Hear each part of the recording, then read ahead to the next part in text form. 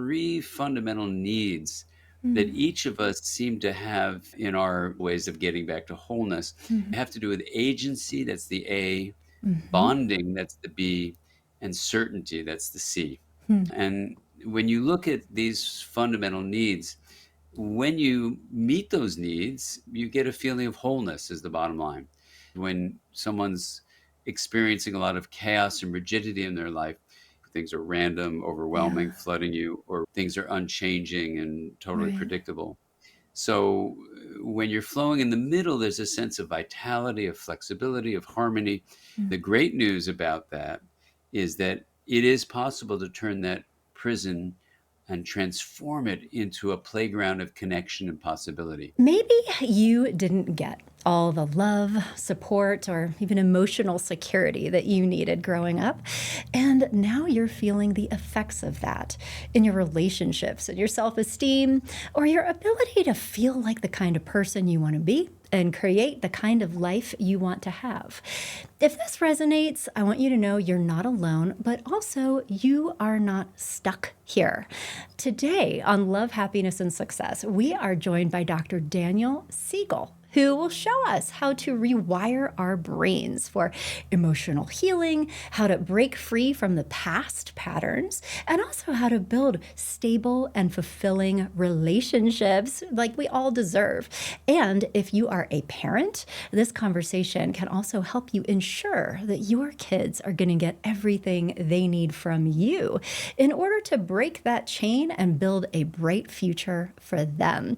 So, welcome, Dr. Siegel. Dr. Bobby, thank you for having me. Pleasure to be Oh, here. your work in all of these different books, you've done so much, but you're exploring some very profound themes around different kinds of experiences that we can have in childhood and how they impact us, and talking about how our relational environments impact us. My main takeaway from your books, and I say this as both a clinician but also as a parent and a human, is that when people receive this kind of support, particularly earlier in their lives, it becomes much easier for them to grow into self-aware adults who can regulate their emotions and empathize with other people, form healthy relationships. And so could you talk about some of the key ingredients that go into fostering this type of intentional parenting? When you take a step back, what you find is there's a common ground to parenting across cultures where the children end up doing well, Hmm. meaning they're resilient, they have emotionally rewarding relationships, they meet their intellectual potential. It's a support for their growth that optimizes how they're going to grow into adolescence and then into children. So, the way to talk about the basic finding is something called contingent communication. Hmm. Contingent simply means if I'm responding to you, I do three things. I listen to what you are saying to me. So I take it in. I'm bringing in and perceiving what you've sent to me as a signal. Mhm. Then inside of me, I make sense of that signal. I take whatever time it takes to really say, what is Dr. Bobby really saying to me? And then the third thing I do is I respond in a timely and effective manner that corresponds to what you sent as your initial signal. Mhm. So that would be called contingent communication. I Mhm. perceive what you say, I make sense Mhm. of it, I respond to it in a timely, effective manner. At a very minimum, what we can say across cultures Mhm. is when kids thrive, they've had contingent communication. Yeah. Somebody And just staying yeah, connected to them in the moment and reflecting back, like, I heard what you said, I hear what you say, acknowledgement. and when Mhm. that acknowledgement and connection doesn't happen, Mm. it's also fair to say that repair of the rupture is reliably brought in a relatively Yeah. rapid fashion. Mm. In other words, no one's perfect. There's no such thing as perfect parenting, but there is basically showing up and being present for parenting. Mhm. I know that there are a lot of people listening to this. I mean, perhaps the majority who are thinking, I don't know that I always did get that from my parents, and that Right. maybe they are experiencing some of those consequences in their lives now. And I know as a therapist, I have frequently worked with people who have not gotten their needs met, right? And are now sitting there as adults thinking, is there hope for me? And so, what I'd really like to talk with you about next are some of your thoughts around how we can heal from the past. What happens when you don't get your needs met in childhood? And what are the things that you can do about that as an adult to begin to help your brain repair, to integrate? Our proposal, and it'll be out in a book called Personality and Wholeness in Therapy, is that if your attachment experiences were not secure, there are 9 basic ways where that insecurity would be expressed in a more intense way than if you had another kind of temperament. Mm, To answer your question, Dr. Bobby, about this issue of what else can people do, what I find is really helpful is to say, okay, sure, I've had insecure attachment. I call it non-secure because it's not that the person is insecure, it's that their experiences were not ideal. It means they did the best they could given the circumstances. mhm. So with non-security, what happens is your temperament becomes more intense in how it shapes basically the direction of what matters to you. And when you know it through that lens of 9 patterns, you really can understand the very specific growth edge that you would Yeah. need, even if you've had insecurity. You, in all of your books, all of your work, what I love about them is how practical they are. You go into concrete things that parents can do to support the development of their children. What I really want to hear about are some of the ways that you might advise an adult who wants to change the way that they are wired. And now they're in their 20s, their 30s, their 40s. And so things like mind sight, your wheel of awareness idea, left brain, right brain, upstairs, downstairs. Could you just go into some of those techniques and the iteration that could be useful for an adult who's like, yeah, I want that?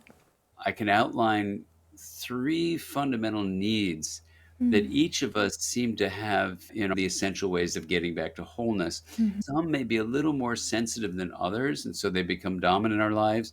For some of us, maybe all 3 are super important, but for many, one is more important than the other 2. Mhm. So I labeled them so people can remember them, but they have to do with agency, that's the A, Mhm. bonding, that's the B, and certainty, that's the C.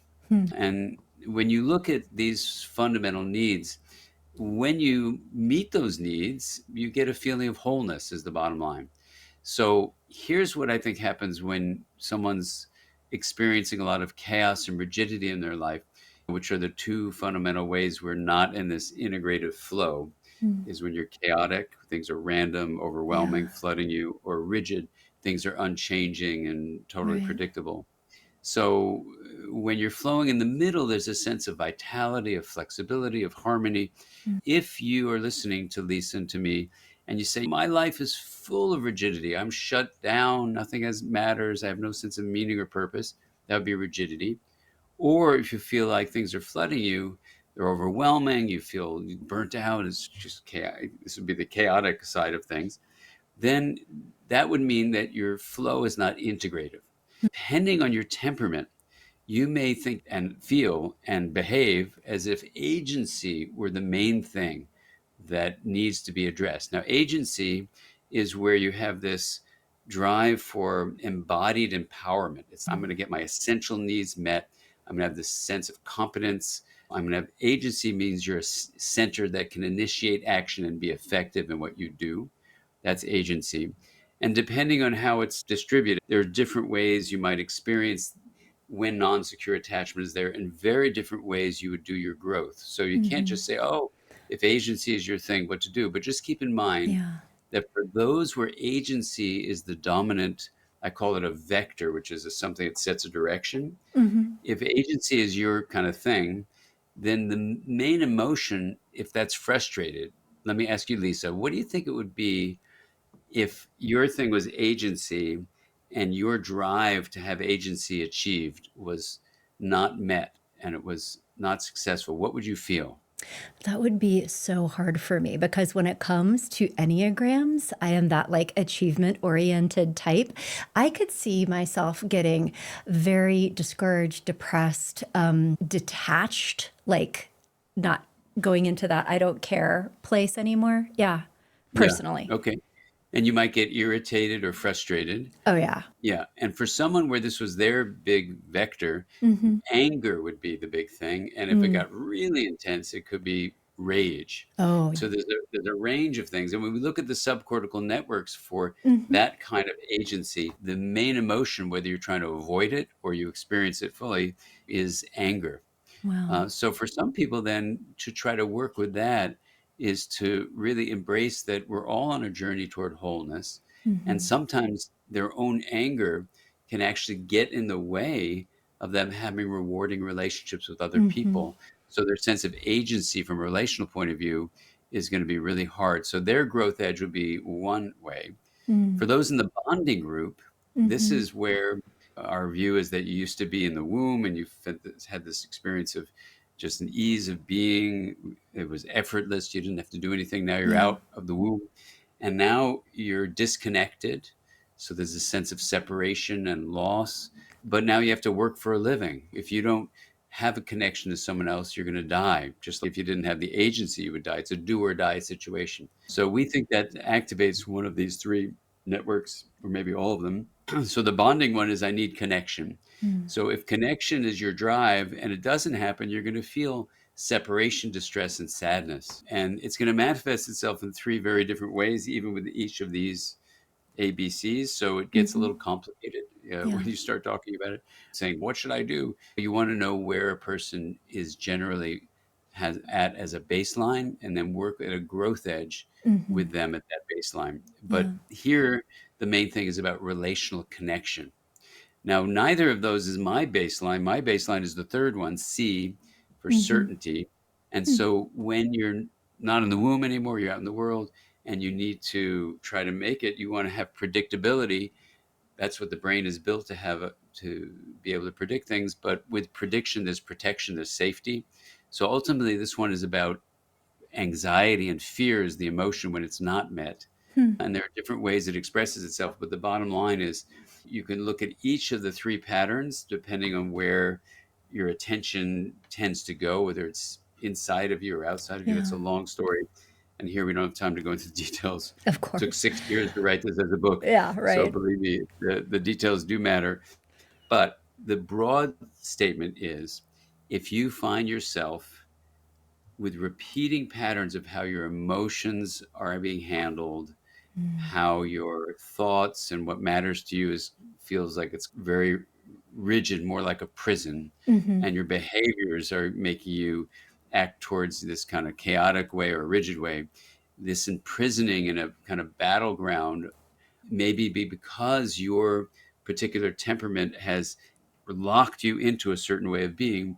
And the great news about that is that it is possible to turn that prison and transform it into a playground of connection and possibility.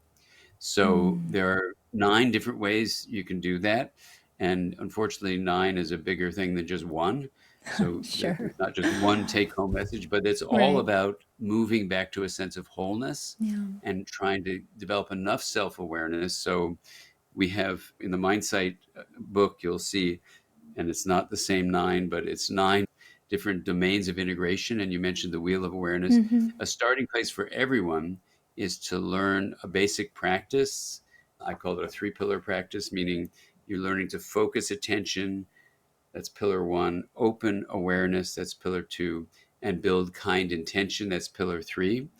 And when you do those three things on a regular basis, I do it every morning in this wheel of awareness practice, then there are incredible changes that also lead to integration in the brain, but also allow your awareness of these patterns that are your personality to become Mm. much more able to hold in this space of consciousness, and then you can do something about it. Yeah. So then there are these 8 other domains of integration we won't get into here, but Mm-hmm. knowing the details is really helpful. It basically allows you to be prepared for all the chance things that can come Yeah. up in life. Yeah. And so, big takeaway, this is the real deal. These ideas are complex, and you have also written extensively about many of these ideas. Your work is publicly available, and for somebody to do a deep dive into them, really to be checking out your books and other things that you have available. But Dan, for our listeners here who are interested, who've piqued their thoughts and ideas, they're like, I want more. What is the best way for them to find out more about you, to access your work, your book, and any other resources that you have available for them? Go to my website, drdansiegel.com. There you'll see a bunch of resources that are available to you, list of the books, also a link to the Mindsight Institute, which is the institute that has these extensive courses that you can take and where you'll get a deep dive into much of this material. Excellent. That's so wonderful. Again, Dr. Dan Siegel, this has been such an honor. Thank you so much for spending this time with me today and our community here at Love, Happiness, and Success. I really appreciate it. Thank you, Dr. Bobby. An absolute pleasure. Thank you.